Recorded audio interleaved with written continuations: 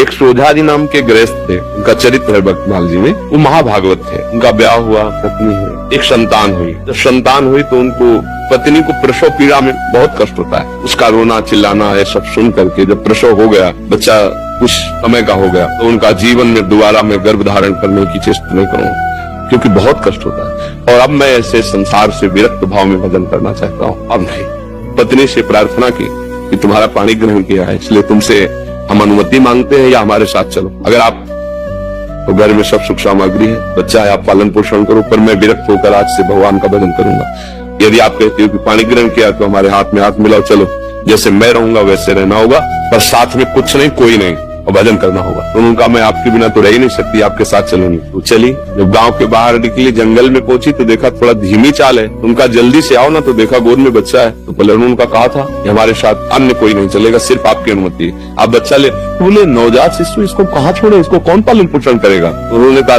सब जीव जंतुओं का पालन पोषण करता है, वही भगवान करेगा। या तो वापस हो जाओ या बच्चा यहीं छोड़ दो। कैसे छोड़? उनका भगवान का भरोसा, छोड़िए यहीं बच्चा या वापस जाओ। वो महाभागवत थे और पत्नी अपने पति को भगवान मानती, छोड़ दिया बच्चा। 12 वर्ष तक भजन साधन, एकांत तीर्थों में भ्रमण। जब उन्होंने अपनी पत्नी की तरफ देखा तो उसको एकांत में बार बार क्या हुआ होगा मेरे बच्चे। तो उनका चलो आज तुम्हारे अंदर जो बार बार एक प्रश्न रहता है उसका उत्तर दिला देते हैं। अपने गाँव में आए, बाहर बैठ गए। तो 12 वर्ष में दाढ़ी बाल ऐसे तो कोई पहचान नहीं।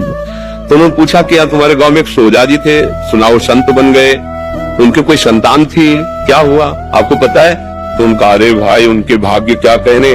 सोजाजी को जब जाते हुए सुना तो यहाँ का जो राजा था वो बड़ी श्रद्धा रखता था, तो उसने घुड़सवार दौड़ाए। सोजाजी तो मिले नहीं, लेकिन उनका लड़का मिल गया जंगल में, उसको उन्होंने रख लिया। उनके कोई लड़का नहीं था, तो अब युवराज पद पर हो गए। बोले अच्छा अच्छा अच्छा, और वापस हो गए। पत्नी का देखा, घर में रहते तो हम गरीब किसान थे, लड़के को क्या बना पाते, लेकिन भगवान के हुए तो क्या बना, युवराज, और आगे चलकर वही राजा बनेगा। अब चिंता मत कर, चुपचाप भजन कर। ना कोई जंगली पशु पक्षी खा पाया बच्चे को, ना कोई हानि पहुंची, और अरे सर्वरक्षक भगवान, भरोसा भगवान का।